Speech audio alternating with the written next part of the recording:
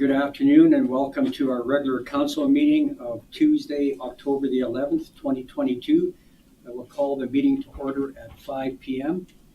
First item on the agenda, item 1.1, Land Acknowledgement. The town of Koledale acknowledges that we are gathered on the lands of the Blackfoot peoples of the Canadian Plains and pays respect to the Blackfoot peoples past, present, and future while recognizing their cultural heritage, beliefs, and relationship to the land. The town of Koledale is also home to the Métis Nation of Alberta, Region 3. Moving on to agenda item 1.2, conflict of interest declaration, pecuniary and non-pecuniary. Are there any in the room this afternoon? Thank you.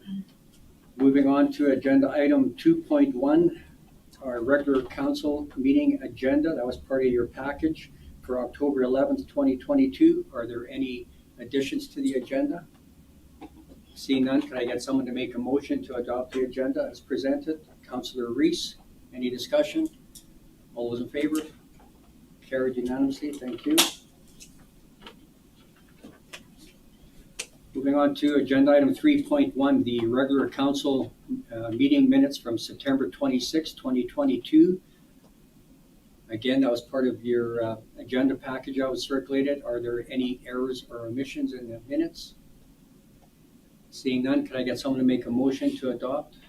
Thank you, Deputy Mayor Pickering. Any further discussion? If not, I'll call the question. All those in favor? Carried unanimously. Thank you.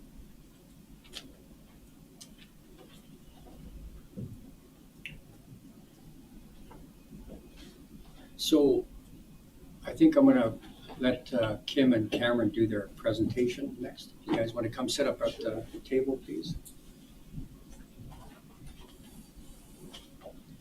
So we're going to move ahead to agenda item 5.1. We have Kim Welby from Southgrow Regional Initiative to give us an update, along with our Director of Growth and Investment, Cameron Mills, an update on regarding the regional initiative of Southgrow. So when you guys are ready, the floor is yours.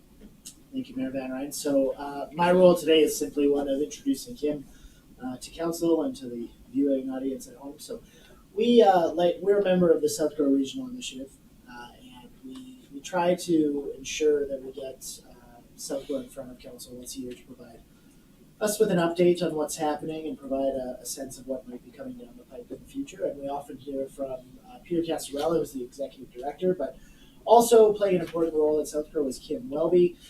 Kim, I believe your title is Economic Development Officer. Is that's correct? And so Kim's going to speak to us today about what Southgrow is doing in the region and for our community. And Kim is I believe a graduate of Kate Andrews High School, as I recall. So we've got some Koledale roots, so good local connection to our community. But at that point, I will pass things over to Kim and let her speak. Awesome. Thank you, Chair, for having Southgrow present today. As mentioned, my name is Kim Welby. I'm the Economic Development Officer for the Southgrow Regional Initiative. Peter sends his regrets as he is unable to attend today due to some family commitments. So a little bit about Southgrow. Some may be familiar, others not, but we do like to send a little bit of a refresher. So our mission is in collaboration with our members and supporters to enable economic development programs and initiatives throughout the region. We are one of 9 regional economic development alliances within the province. As a bit of history, the REDAs, as we're called, used to be creatures of the provincial government. And then what was found was that it was best served to separate that off, create our own nonprofits, and then we have different opportunities to apply for grant programs and represent our communities a little bit more adequately. So regional economic development is different than community economic development. And it is an important distinction to make. Community economic development is very much a community-driven process where the communities themselves will identify and initiate their own objectives. Regional economic development is more of an opportunity identification. So an analogy that's worth making is we set the menu and you pick what you would like to eat. So there's often times that we have a bit of a more holistic scope, being at a little bit of a higher level to sort of have an appreciation of what the opportunities are surrounding the region and how they can fit together to really have more of an impact. We also tend to say that a high tide will raise all boats, and that's very much how we approach regional development. So some of our accomplishments to date have been large-scale studies and reports, development tools that support communities as they select which projects they pursue, training sessions. Each year we will host a training session. And then there's also, we have an ongoing global marketing program that is only 4 months in, but we've already seen tens of thousands of views to our ads, driving traffic and targeting specifically global agricultural executives as a way to promote initiatives that we have, such as Canada's Premier Food Corridor, as ways to drive interest to places like Koledale, who have the available industrial land and other resources that are really attractive to these specific investment targets.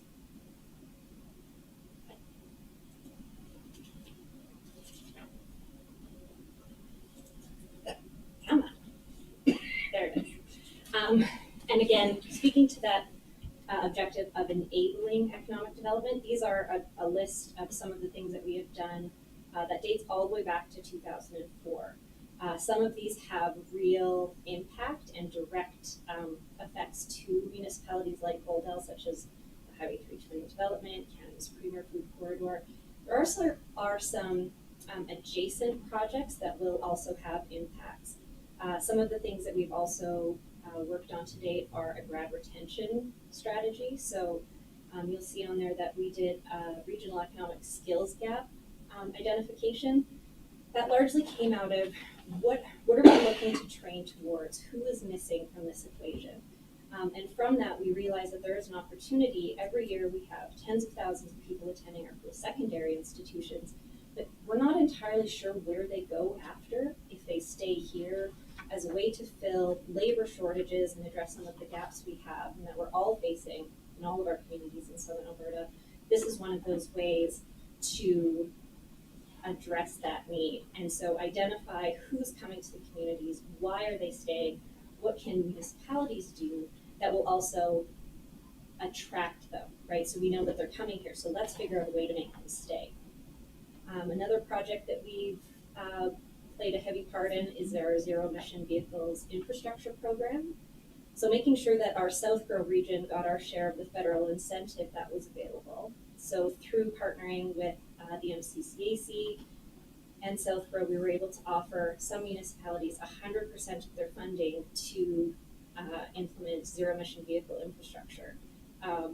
There was over 150 applications in the queue. And while all of the 100% funding has been allocated, we do know that there is still room in the project matching for 46%. So if you haven't had that already in there, make sure that those applications get in, because that will have very significant impacts to your municipality itself, but also for local businesses that are looking to have people drawn. So just talk about that 46% again.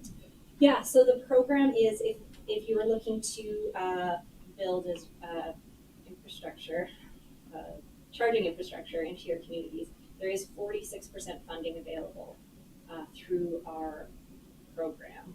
And so that portal is open, it's live, and all of that information is available to you. Okay.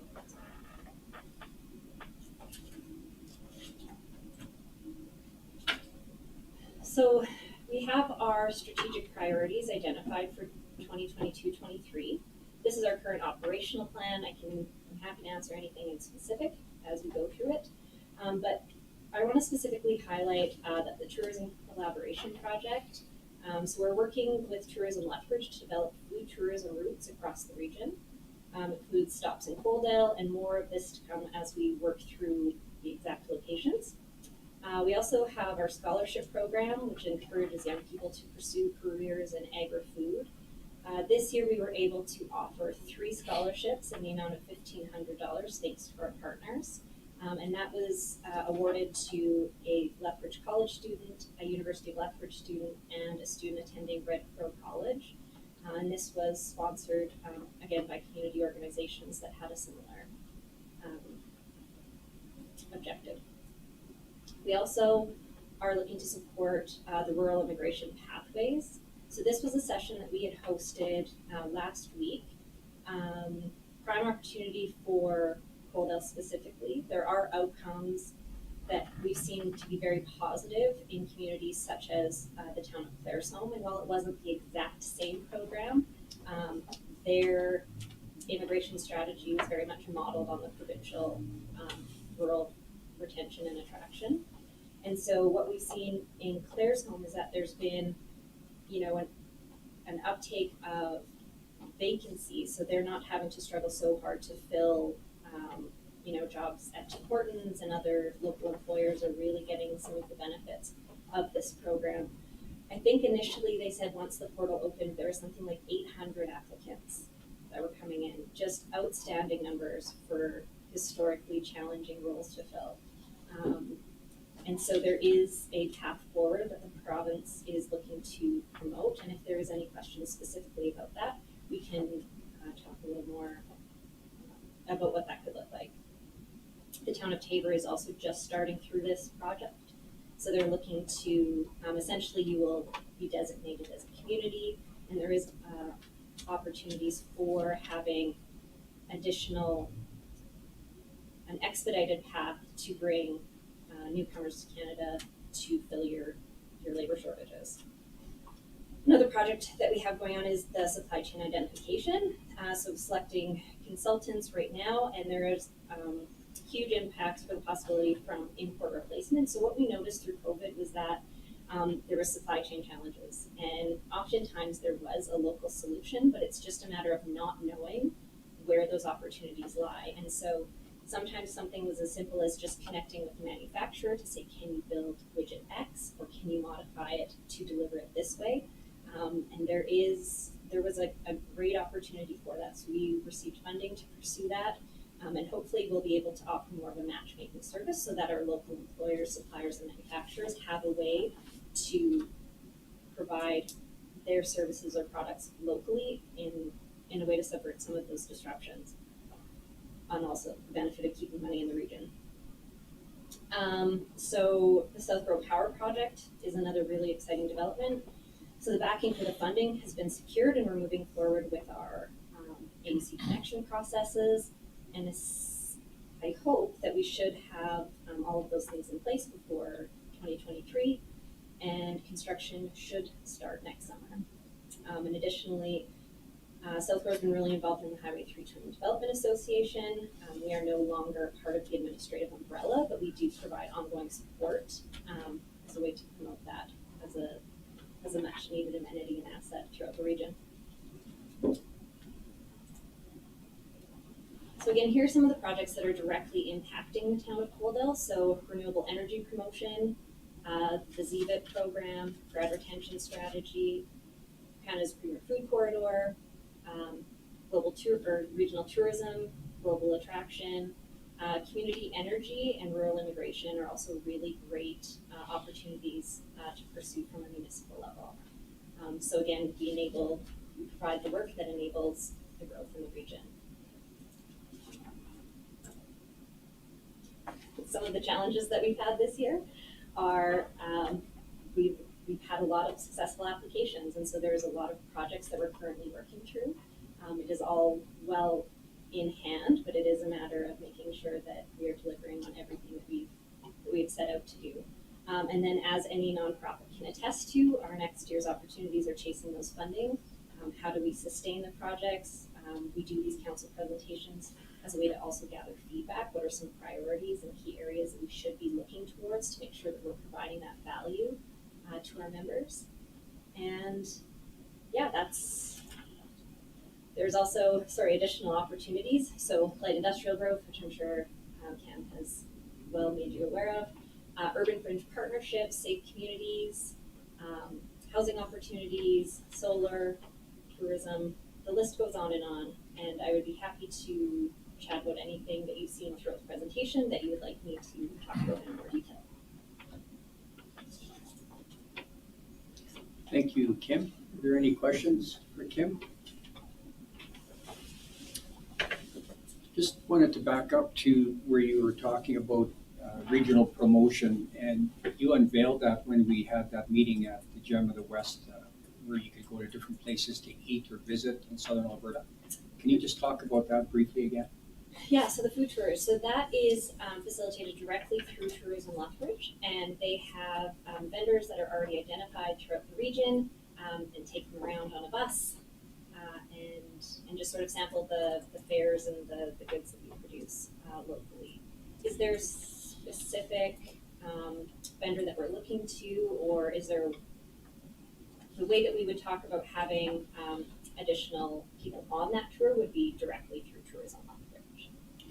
Because the one question that came out of that meeting was, I think it's probably too late now, but to get the birds of prey on there, like as a stop.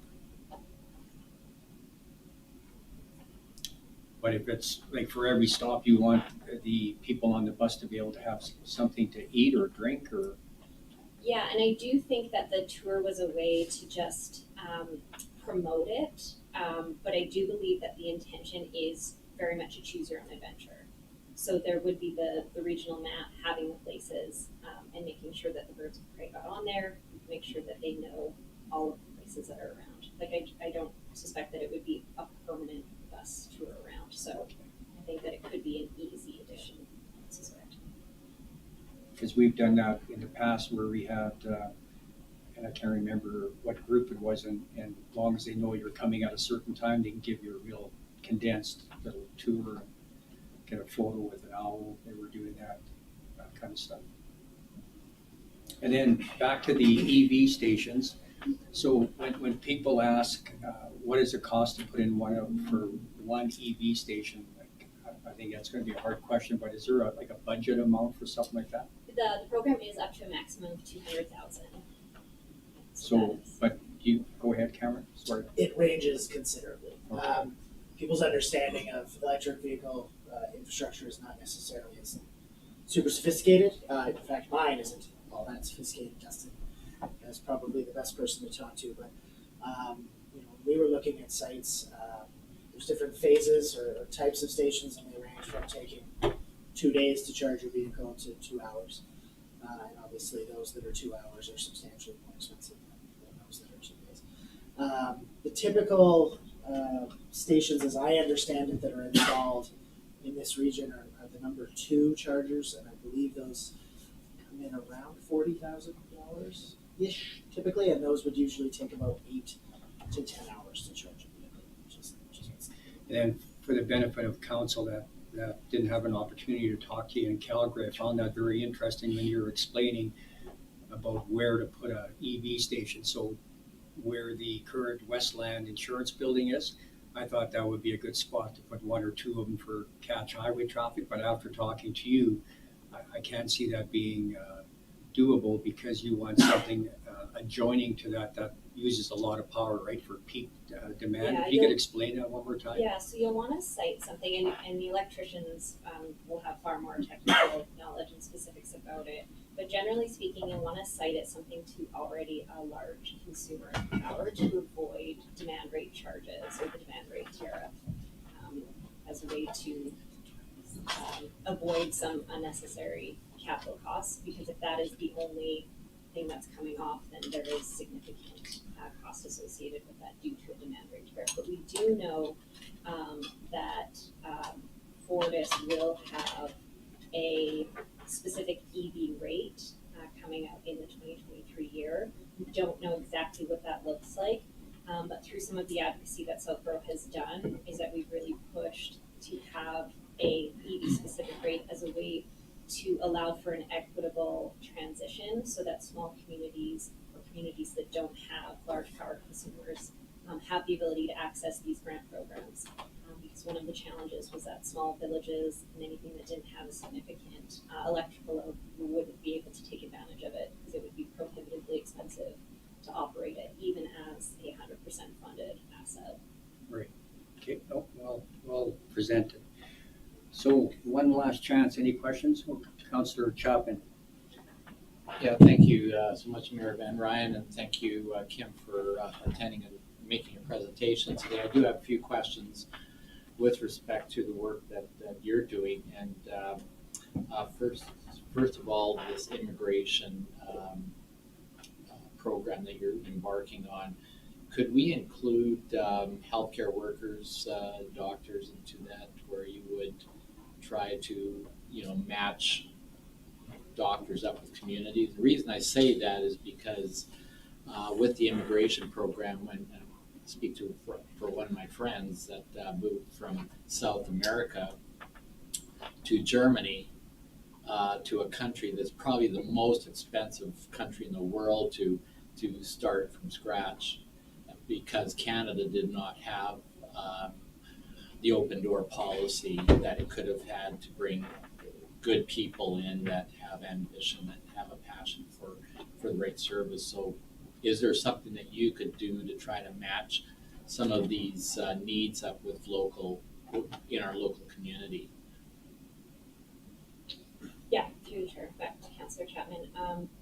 The Rural Renewal Stream is a Government of Alberta initiative, so it is one that Southgrow is promoting as an option. So this isn't a program that we do specifically, just for a point of clarity.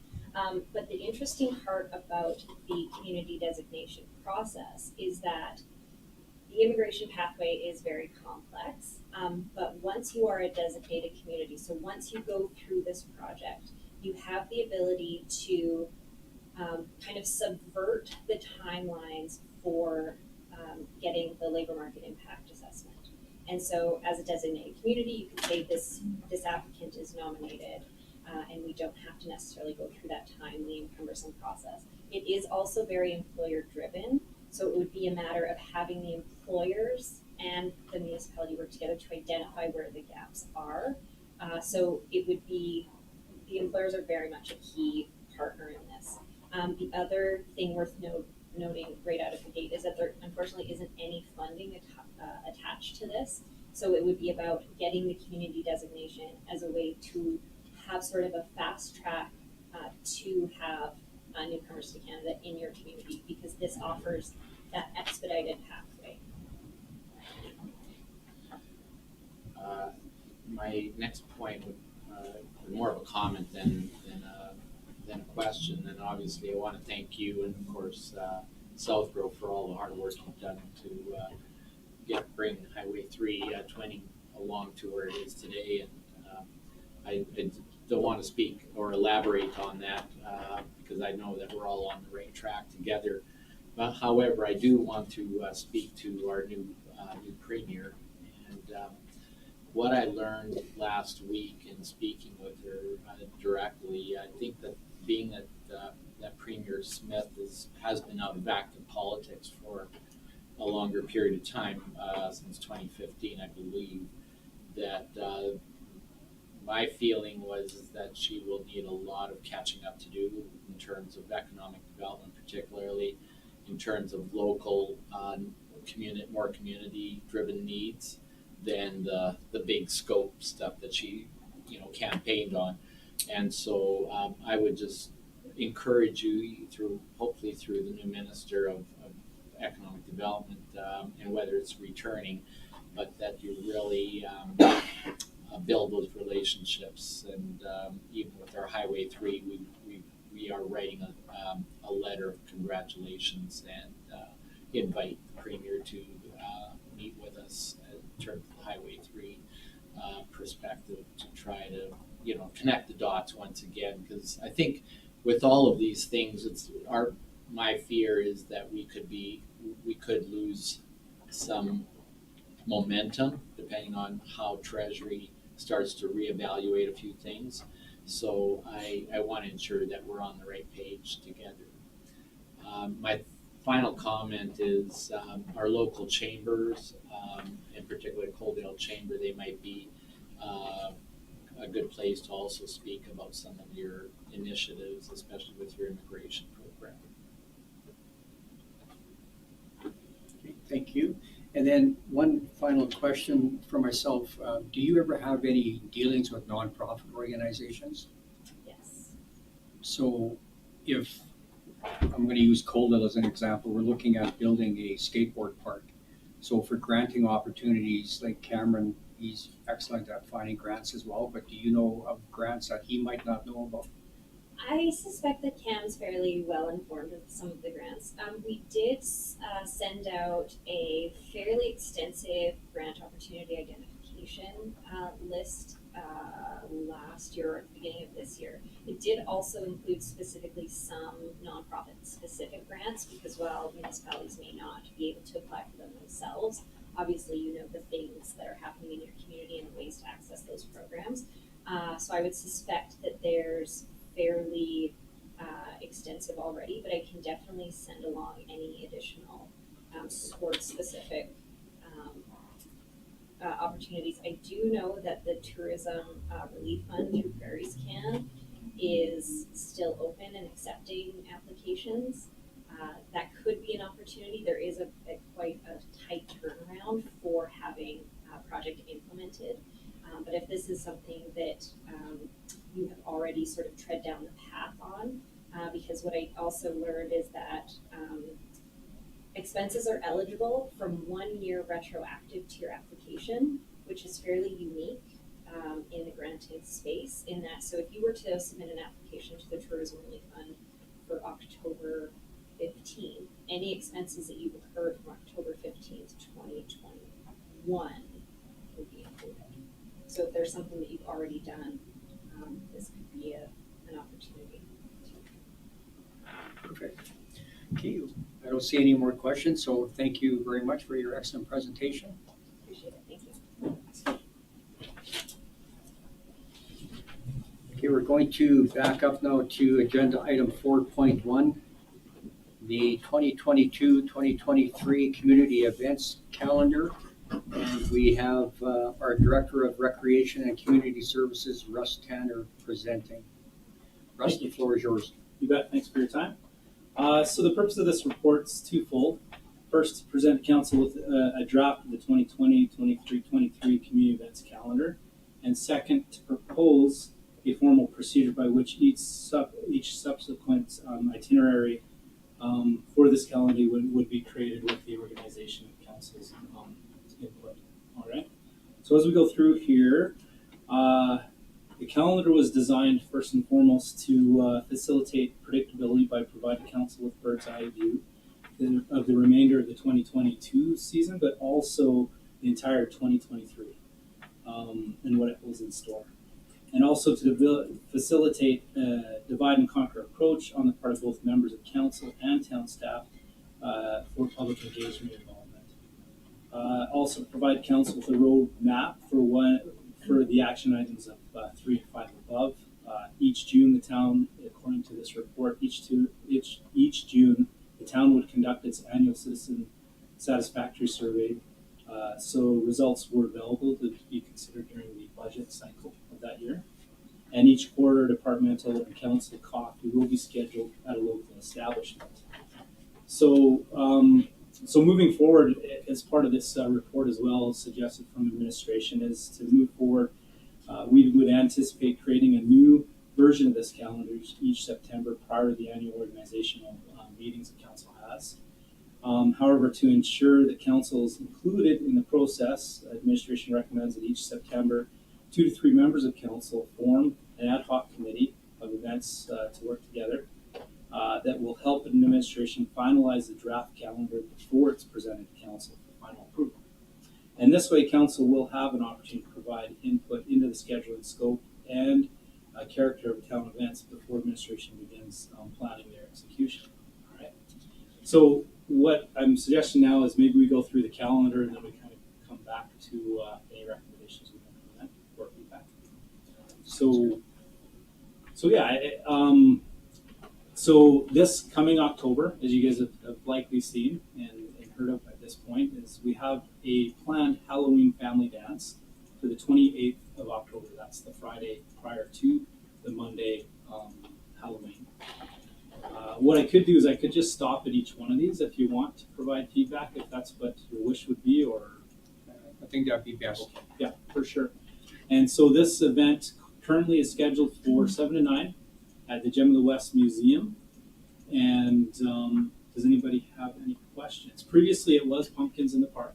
I'm just gonna let our municipal clerk know it's the last tab on the agenda package, the calendar, if you could bubble. Page 56.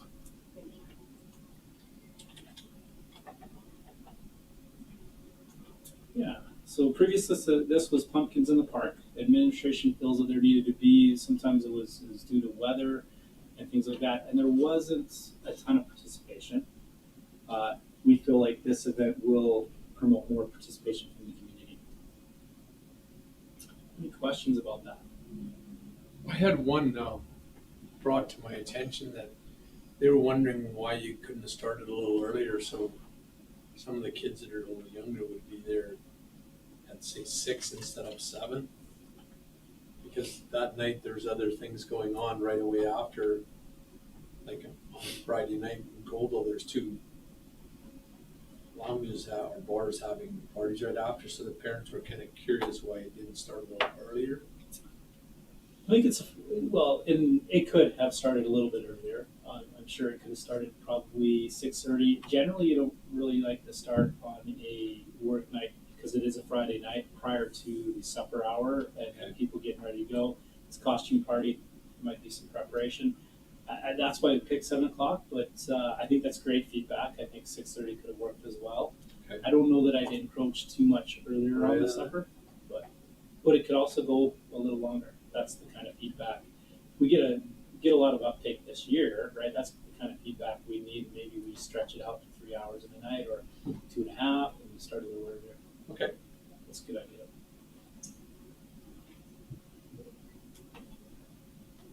Maybe it'll be like trick or treating where they start earlier and earlier every year, right?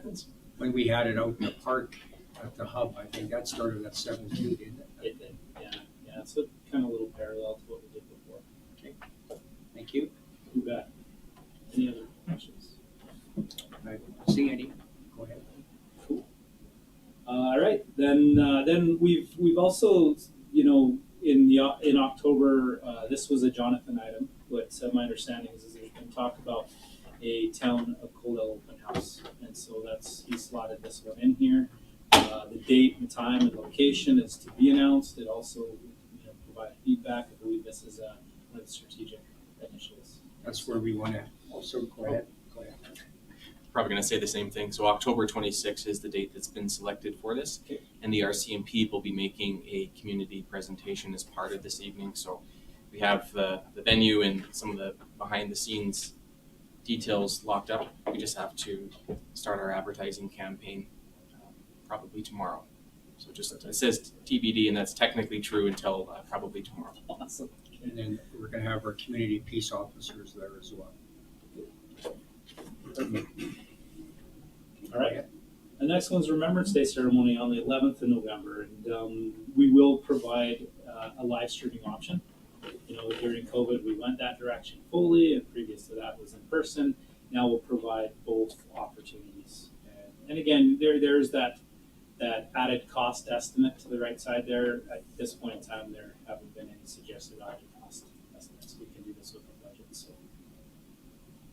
And on any one of these that you're bringing up too, I know some of them are obvious, but where you can have council participation as well. Yeah, for sure. And not only council, but staff as well. Yeah, for sure. We'll be rotating through and picking directors and things like that. So. All right, and then there's the Night of Lights, and on this one we're proposing 7 opportunities. So these are not actually. Sorry, I got ahead of myself. This one's actually the Night of Lights on the 25th of November, from 4 until 9 p.m. This is an event down Main Street that that's annually always existed, and now we have an opportunity that as we make some transitions, as you'll see through this calendar, some of your strategic initiatives on kind of making some changes as the downtown core starts to grow and gets lit up and things like this. This event will really showcase Koledale. We're planning on the same event and program that they've had in the past. Everything from a free skate to the toy drive and everything else that's existed before will still exist. Are we going to have a group similar to what worked on Summerfest, like with community members and stuff on this item, or is this going to be just strictly done in-house? We haven't in the past, but that's not to say we can't. Any help is always welcome.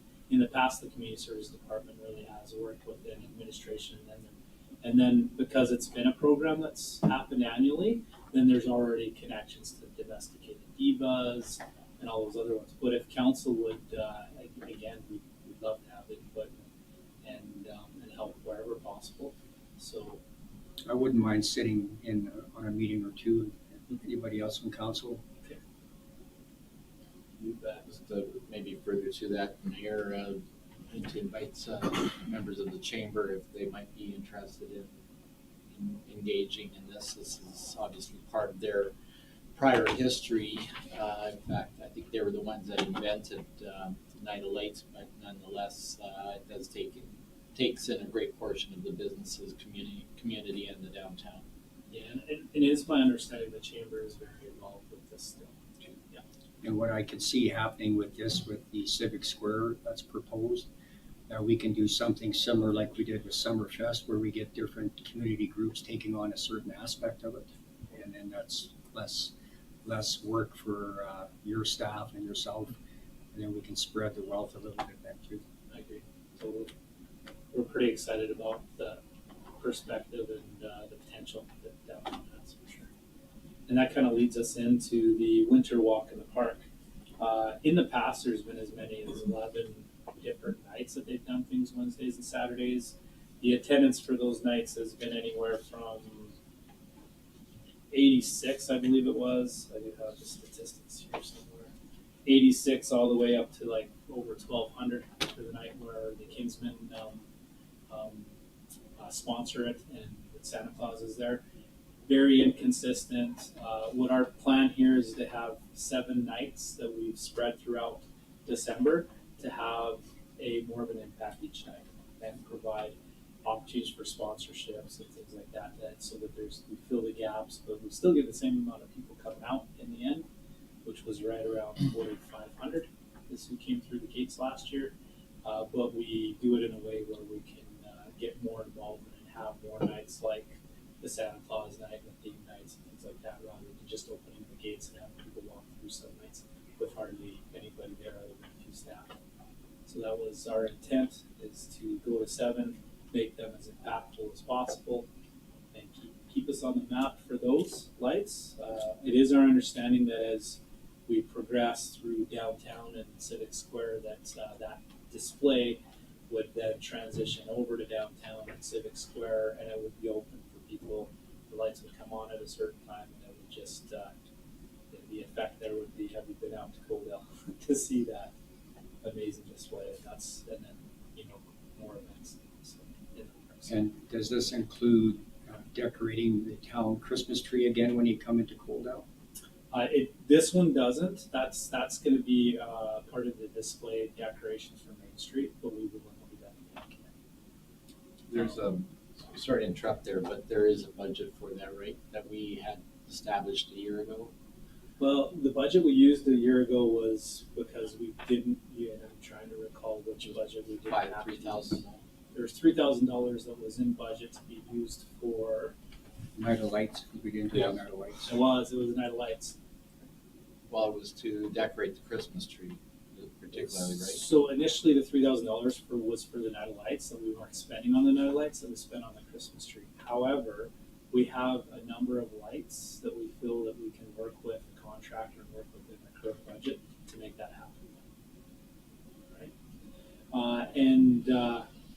And I guess the only discussion with that one would be that we would suspect that it would take a few years, obviously, to start that transition from going away from the winter walk in the park to the core downtown of lights as trees grow and they get bigger and as construction gets finished and things like that. That we're anticipating as staff to continue on with the winter walk in the park at least through 2023. Thank you. All right. Any questions? No.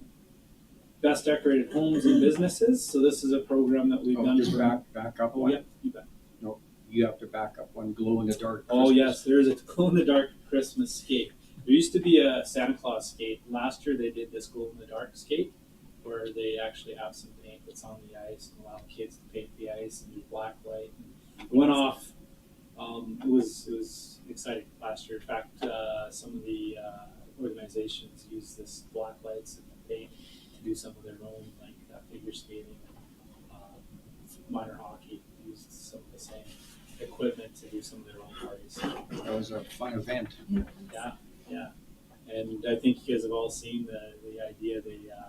It grew from there, and the Copperheads actually have their part of their logo that glows up in dark now. And we're still actually working on how to make that a little bit of a permanent fixture to the arena at a very small cost, but it's pretty impactful. They're looking forward to it. So that is scheduled for the 10th of December. Okay, Councillor Chapman had a question.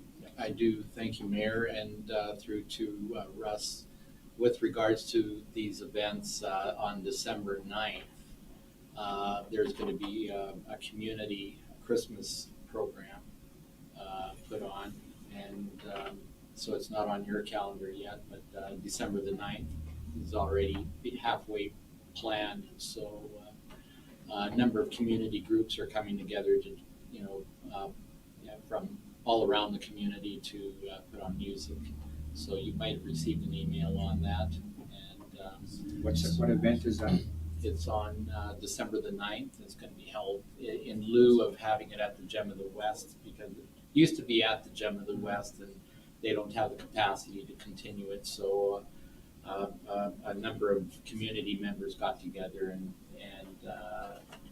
felt that they wanted to not lose sight of that one. So it's happening on December 9th at the Koledale Mennonite Church as the new public location. And that's the Christmas concert.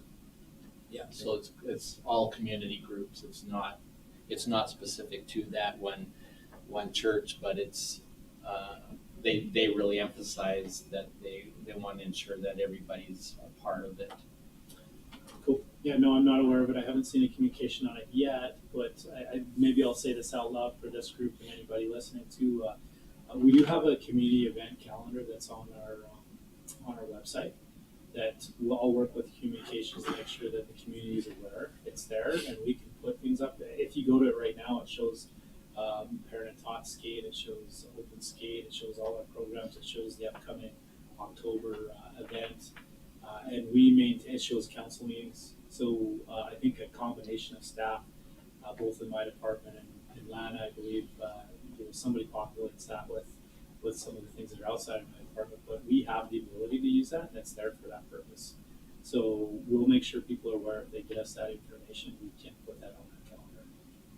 So I guess that just brings, because it's not on this calendar, are you suggesting that this calendar is primarily a town-driven thing, that any other events that happen in Koledale are outside of the purview of this calendar?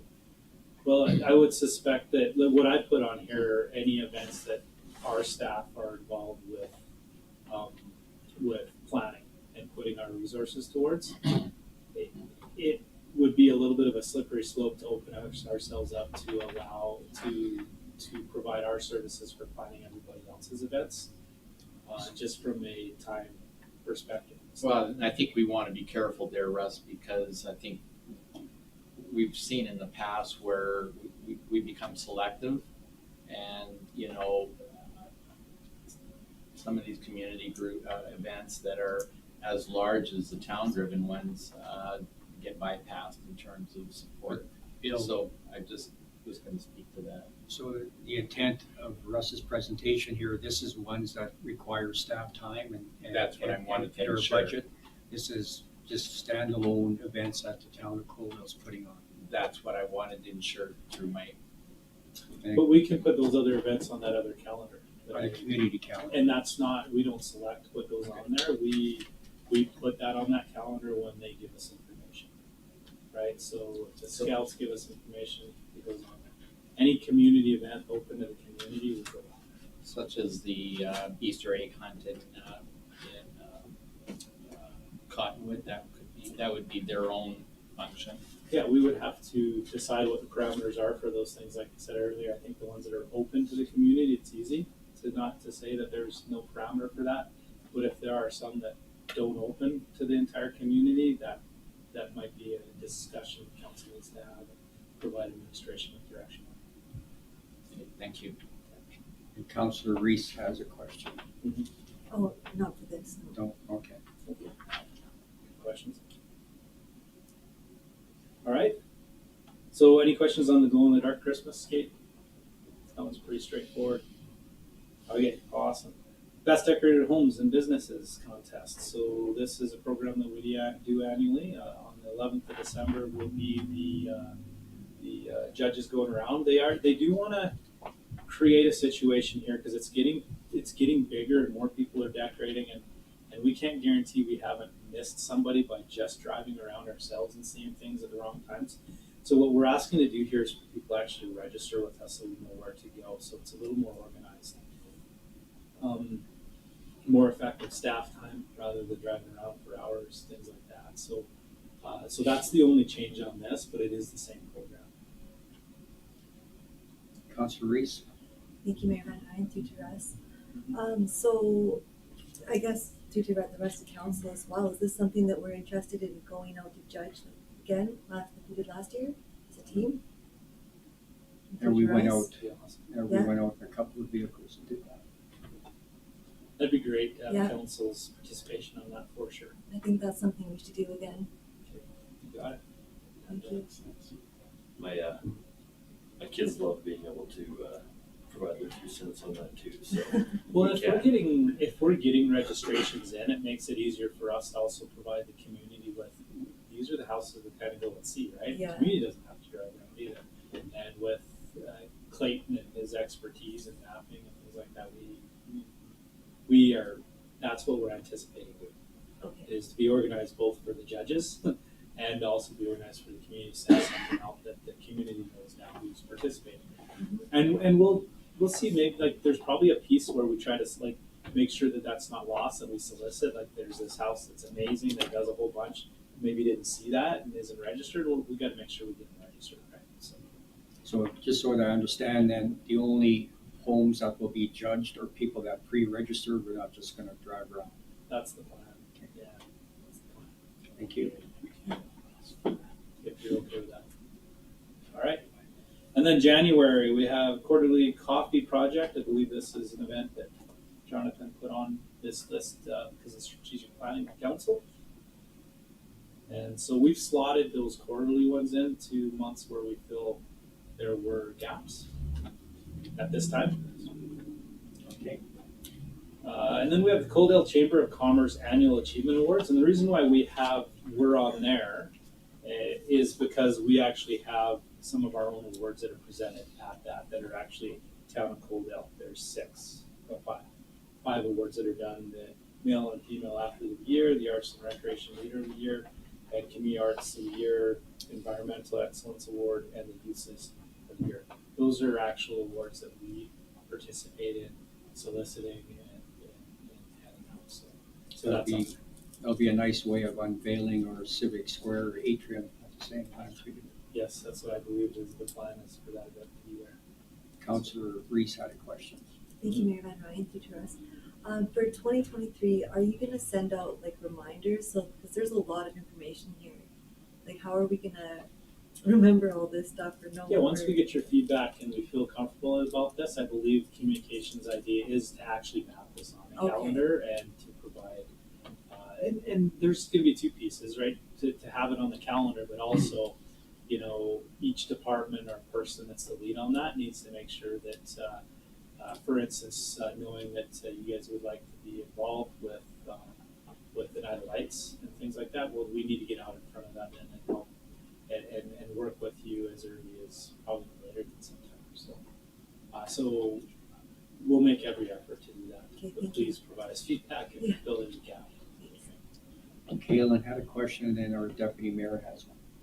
Just want to build on Russ's response. The other benefit about having the events mapped out a year in advance is we as staff can sign up for them and take turns as volunteers. So it's not just falling on the community services department primarily, and that we can just kind of spread things out and book it in advance so we don't have any scheduling conflict. So it's going to be quite helpful for us to have, to know what's happening 12 months in Absolutely. advance. Yeah, it works. Oh, I think it's great that staff and administration come out to these events too. Yeah. Deputy Mayor Pickering. Thank you, Mayor Van Rijn. Through to Russ, is there gonna be ever like a signage board or something where we're gonna be hosting these community events? Like, you know, like a lot of times you don't know until it's too late that they've happened because, you know, you might have missed. But is there gonna be something like in the public's eye, like some kind of sign that's gonna So like illuminate or? a board at like. Yeah, the like civic Jack talked square. about on the corner, remember you were Yeah. saying a lighted board or a lighted, Well, that's gonna be a large budget item we have to talk about. but that's where we would post this stuff to Yes. let people know these community events going through are gonna happen. Cause that's what I seem to hear more, that event happened and nobody even really knew about it. Because the way we do it now is social media and then Yeah. Koldale Connect flyer that goes out monthly.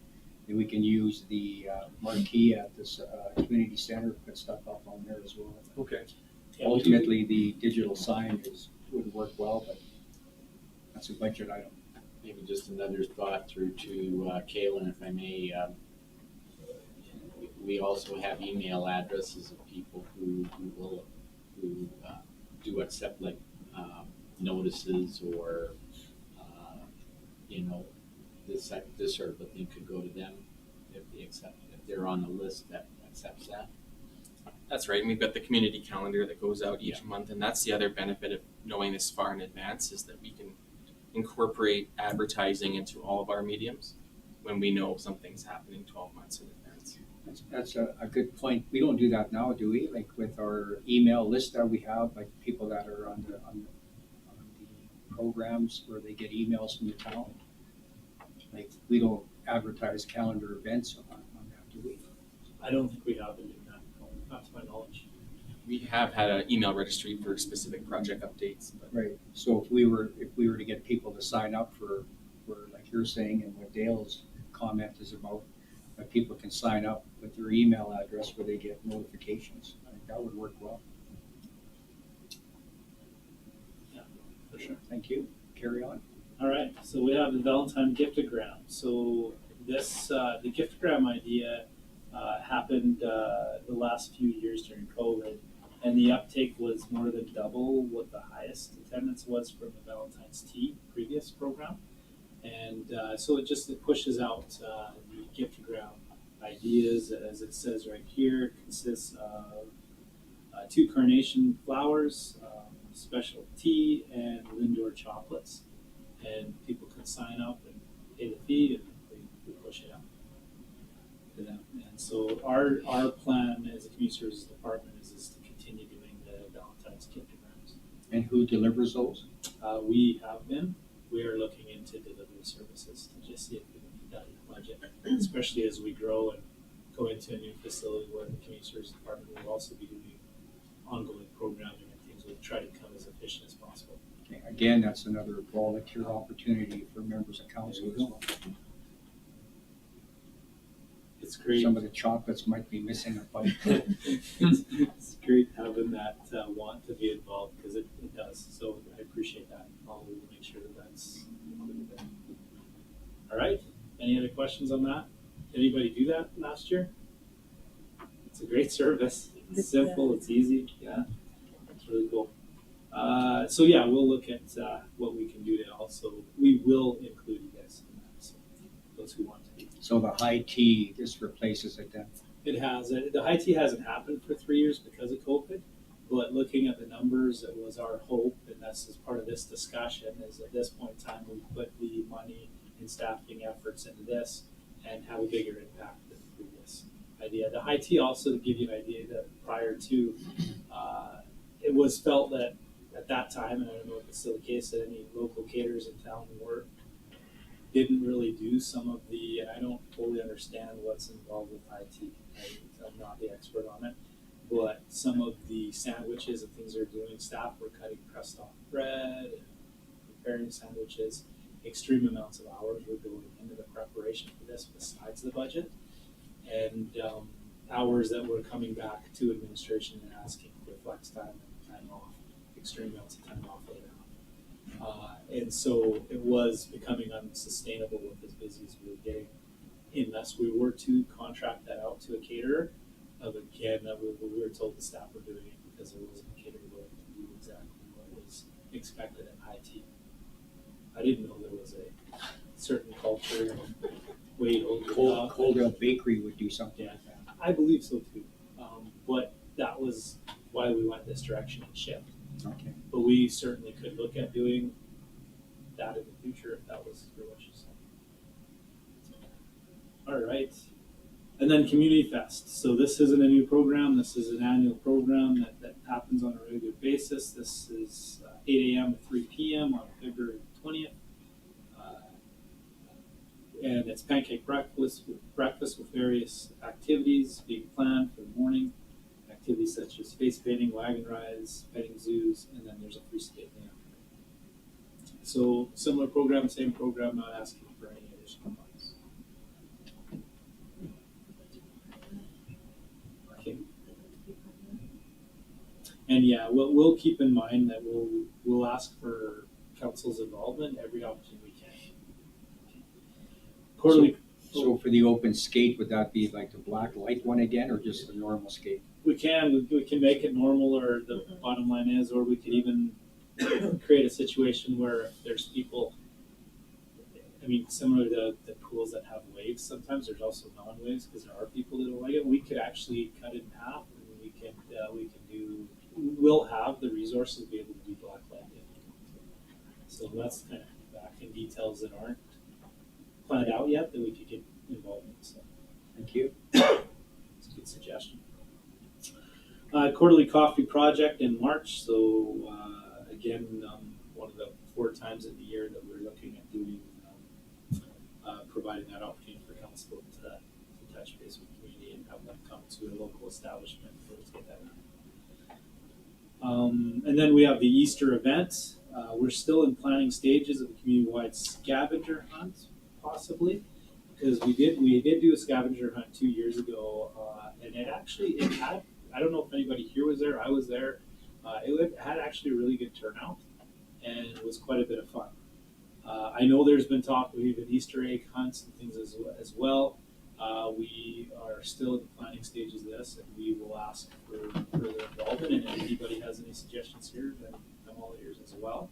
It is a new event in that they haven't been doing it over the past few years, and so we will be asking at budget time for a slight adjustment to the resources. And there's one comment that I had for Summerfest. They wanted to do it, but it was too short a notice. It's where you go hide something, and then people have to find a GPS. There's an app for that. Geocache. Yeah, that one. What's it called again? Geocaching. Geocaching. And the lady said she would volunteer to help get that set up. And Clayton knows about it as well. Okay. And then you can hide stuff around town, and they got to go find it. Well, that's cool. So it's just It's a world thing. it's like scavenger hunt. It Nowadays. is. You can go hide it. Like it's not out in the open. You have to actually hide it really good, and you got to go find it. All right. Well, that sounds like a fun thing to incorporate into the scavenger hunt for sure. So, but we are planning on doing an Easter event. Details are still being worked out. We will ask for your involvement in that. Quarterly coffee project. I know that it's not quarterly at this point in time. They're just kind of slotted into certain months at your discretion to move around if you'd like. Because some months there's multiple events, some months there isn't an event. So this is the way we thought we would keep that spread out and not too overwhelming. So, and then June is Public Works Month event. This event will be put on by our Works and Utilities Department in conjunction with some other local businesses. And that still details are being worked out.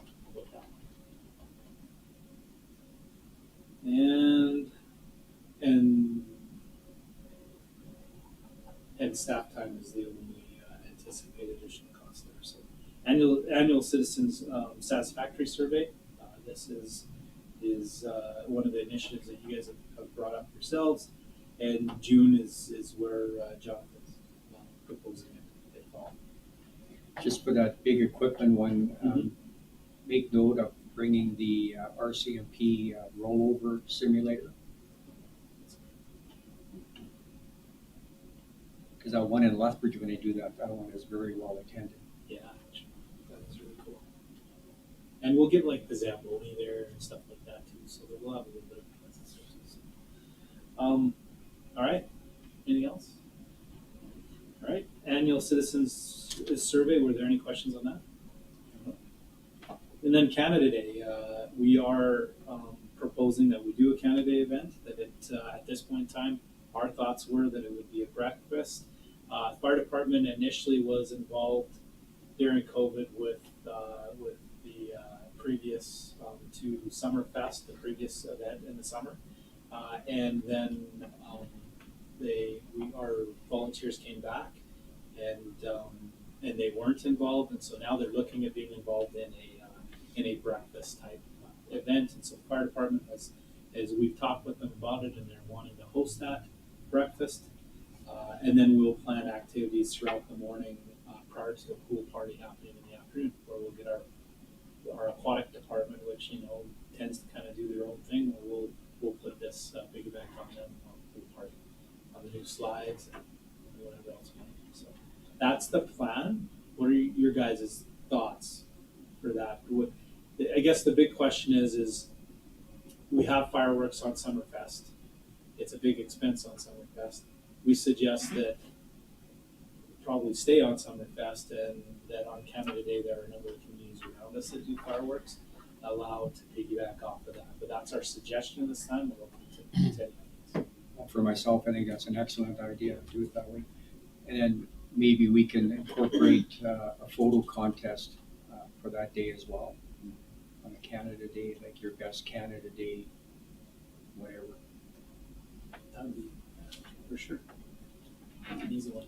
I support your direction on Canada Day, just because a number of other communities like Raymond, pull out all the stops, and that's their big day of the year, almost literally. And so it'd be hard to compete. And as it stands, I believe Tabor, Raymond, Lethbridge all have fireworks. So, okay. Even Milk River. Oh, really? Cool. All right. Well, then we have Summerfest, Friday movie. We split up these two because they are 2 different days, kind of 2 different events. But Summerfest, we do have the Friday night movie in the park that we do. Still planning on doing it at this point. It's popular. A lot of people come out for that. So, and then we have the Summerfest community event, which we will continue to have lots of volunteerism and feedback from council on how that goes.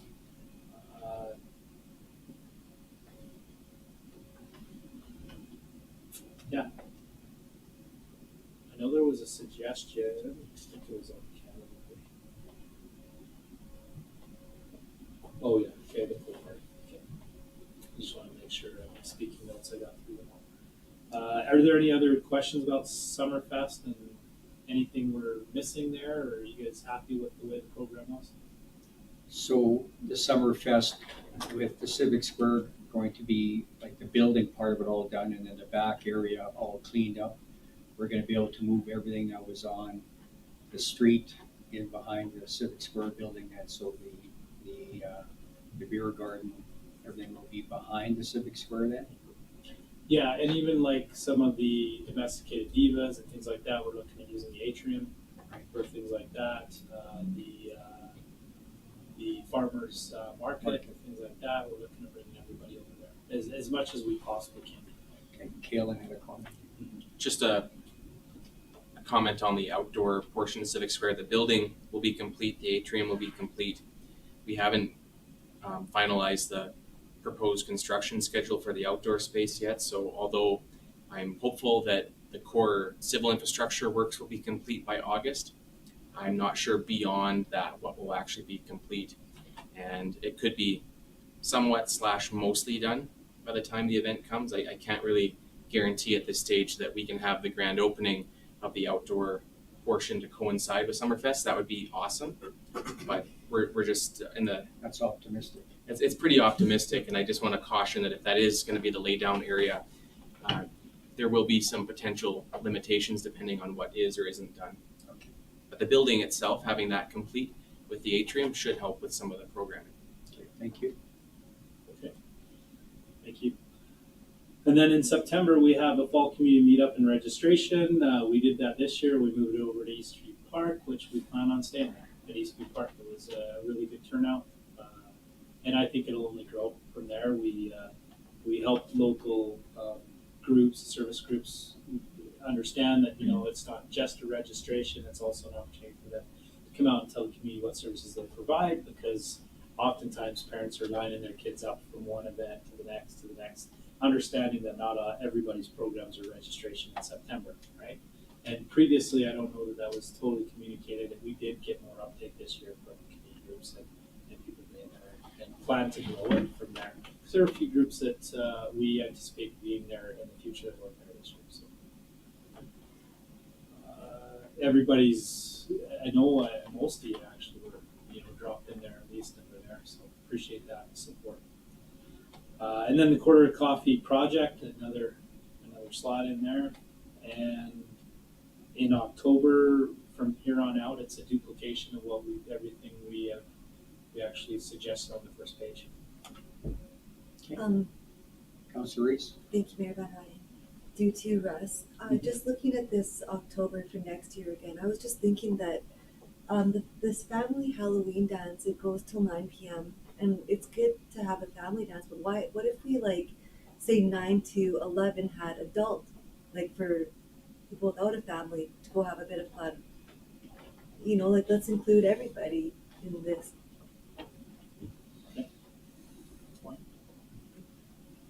Like a cabaret type thing. Yeah. The only concern I would have doing a cabaret, if we bring live music and have adult beverages, then we're taking away from the local establishments as well. Yeah. So, but that's something that can be talked about. Yeah, and there would have to be budget, but that is something we can plan. We can put something together of what it could look like, Yeah. and then make a decision at that point. And we'll keep in mind that maybe start time and bringing that a little bit earlier. From what I hear, it's got a lot of positive feedback, and we have a few staff members that say their friends in Lethbridge are sharing it. So we might be busy, which is a good problem to have. That's a good problem. And then, like I said, so October, November, December, there's no change from the previous year other than the dates.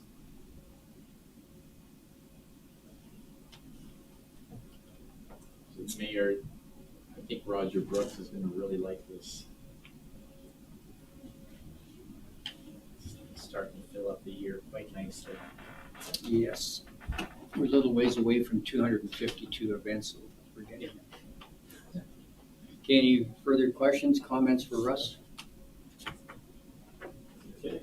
Seeing none, thank you, Russ, for an excellent presentation. I'm looking for a motion that council approve both the draft 2022-2023 community events calendar and the proposed community events calendar procedure as presented. Councilor Beekman, any further discussion? Seeing none, I'll call the question. All those in favor? Carried unanimously. Thanks again, Russ. Okay, moving on to new business item 8.1. We have our asset manager, Tim Koba, presenting on regarding support for a intermediate asset management cohort program application. Did I say that right? Yes, you did. Thank you, Mayor Van Rijn. I'm here tonight to request council support in the town of Koledale's application to the Intermediate Asset Management Cohort Program, sponsored or held by the RMA, Alberta Municipalities, and IAMA. Town staff participated in the introductory cohort program in July last year, and the asset management team is looking forward to build on that progress and that momentum by submitting an application to the next offering. Starts in December of this year and it goes into May of next year. These cohorts are a great way to learn best practices and principles, but they also provide a great networking opportunity. Allows us to meet other asset management practitioners in the surrounding area. It's great for knowledge sharing and building long-term relationships. This cohort will cover the level of service approach and the asset management communications plan. Operating costs for attending include staff time and costs for travel and accommodations. We might be required to host a workshop, in which case the town would just be required to provide the venue. There's no cost to register in this program. However, a council resolution to support the application is required as part of the process. So therefore, I'm here today, and between the options, it is administration's recommendation that council approve support for Kodel's application to the Intermediate Asset Management Cohort Program. And with that, I'll pass it back to council for your decision. Okay, thank you. Can you just explain what IAMA is? It's Infrastructure Asset Management Association? Alberta. Oh, Alberta, okay. It's Alberta's infrastructure or asset management group. Okay, and then just for your notes here, AUMA as we change now to AMA. That's correct, yeah. Well, it's pretty self-explanatory. Are there any questions for Tim? Councillor Chapman? Yeah, thank you. I'd be prepared to make a motion to the above to approve support for Kodale's application to the Intermediate Asset Management Program from the RMA, Alberta municipalities, and the IMA. And I want to thank you so much for working so hard on this, Tim. Just further to that, I would we can ask the question, and then I would make this a further motion to direct administration to research, review, and recommend memberships with RMA for the purposes of some of these further programs that include trade programs, approved suppliers, and member benefits. So regarding your second motion, I've already talked to our CAO, and we're going to get a membership in RMA Okay, good. as an associate member. I'll make the motion to that as well.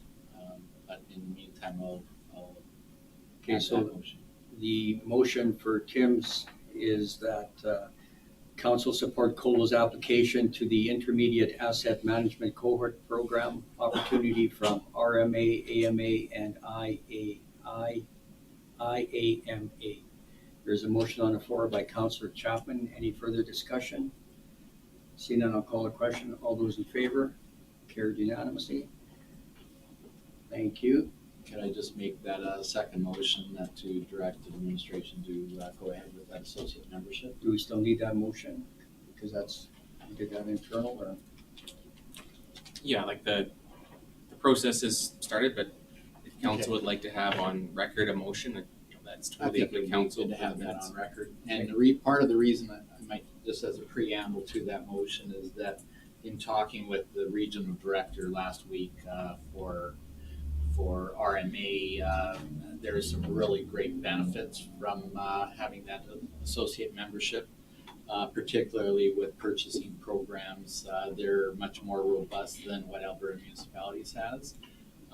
It's actually nationwide, and so the reason it's more robust is that they have a more their buying powers on particularly for equipment and other things are much more they're better pricing, I guess, than what we can get through just a regional membership with Alberta municipalities. So just something that our CFO and yourself might be looking to. We're already utilizing some of that already. Yep. Okay, so there is a motion on the floor from Councillor Chapman that we purchase a associate membership with the Rural Municipalities Association. Any further discussion? Seeing none, I'll call the question. All those in favor? Carried unanimously. Thank you, Tim. Moving on to agenda item 8.2, the Chinook Arch Library Board Member Levy, and we have our Chief Financial Officer and Deputy CAO, Kyle Beauchamp, presenting. Kyle, the floor is yours. Okay, thanks, and good evening, everybody. So the town of Koledale is a member of the Chinook Arch Library Board, as you're all aware of. The Chinook Arch Library Board is proposing their budget for the next 4 years, so 23 through 2026. I've attached their proposed budget or levy rates in this staff report here. As part of their budget process, they go out to all the municipalities and basically show what the proposed budget is and ask for approval from the participating municipalities. For this budget to get passed by Chinook Arch board, they are looking for 2/3 of municipalities in the library board for their approval. So currently our membership for Chinook Arch is approximately $105,000 a year. The rates will increase from $11.33 per capita up to $11.89 from 2022 to 2023. So there is a slight modest increase year to year. Again, that rate is also, the total cost might increase once the population does go up. So from a budget perspective, there is a small minor increase every year, but nothing significant. So my recommendation would be to support the proposed budget, but I will turn it back to council for any questions. Thank you. Any questions? Councillor Avery. Thank you, Mayor Van Rijn. I'm just wondering why we can't bring this back to November when we're doing budget for the town, because the last meeting we had budget approvals for next year. The meeting before that we had budget approvals.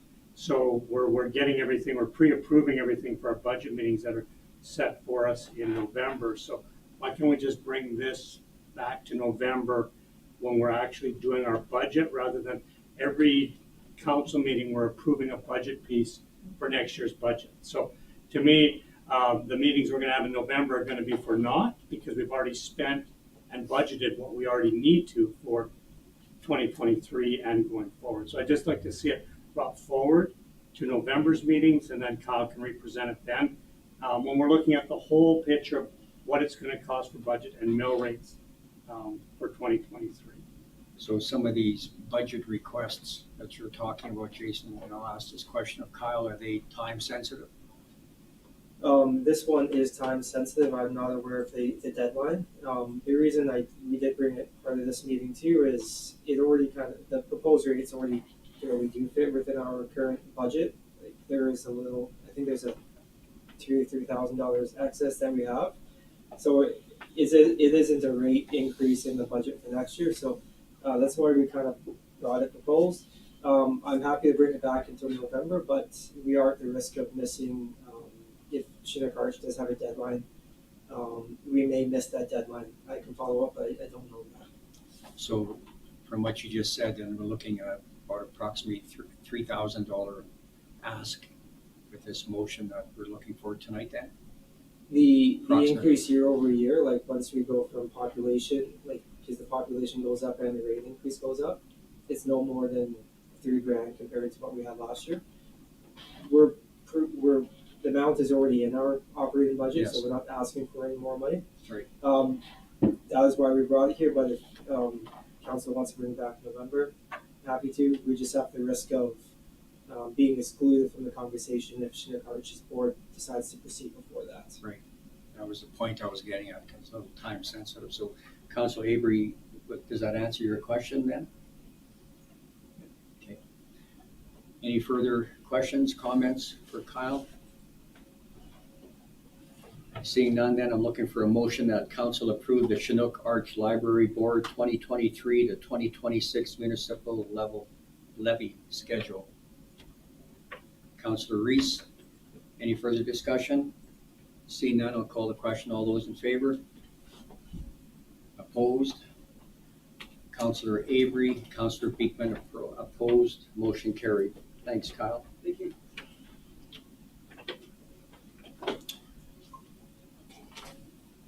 So we're going to be going into our closed meeting. So that I need a motion that council move to go into closed session at 6:19 p.m. in accordance with section 197-4-B of the Municipal Government Act to discuss matters exempt from disclosure for item 13.1, subject to FOIP section 16, business interests of a third party, and item 13.2, subject to FOIP section 17, personal privacy.